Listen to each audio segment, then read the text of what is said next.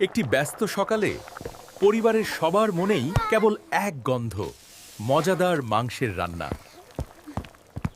আজ মাংসটা একদম ফাটাফাটি হয়েছে। মা, হয়ে গেছে? ভাই, আরাফ অপেক্ষা করতে পারছিল না। আমি প্রথম খাবো। আজ তো মনে হচ্ছে ভোজ। বাড়িতে যেন উৎসবের আমেজ। মাংসের গন্ধ। দাদাও থামতে পারলেন না। তোমার জন্যই স্পেশাল রান্না। বাবা, মাংসটা মুখে দিলেই গলে যাবে। মায়ের রান্না সবার জন্যই বিশেষ। কি? গিলে গেছে? কে গিলেছে? কিন্তু দাদা শুনলেন একটু অন্যরকম।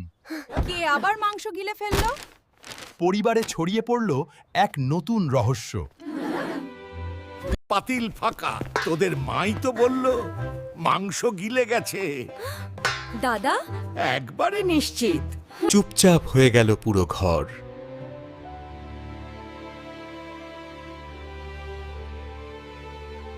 আমি না, আমি তো শুধু গন্ধ শুকেছি। ভাই, আরাফ নির্দোষ দাবি করলো। আমিও না, আমি কিছুই ছুঁইনি। বড় বোন রায়হানাও ভয় পেয়ে গেল। ভাই আরাফই খেয়েছে। আমি না, হয়তো বড় বোন রায়হানা। আমি না, মেঝো বোন আরিবা খেয়েছে। আলিবা খেয়েছে। রামিসার জিভও মিলিয়ে গেল ঝগড়ায়। আমি না, মিথ্যা। পরিস্থিতি জটিল হচ্ছে। গিলেছে। গিলেছে। এই সুযোগে রায়ানও মজা নেয়।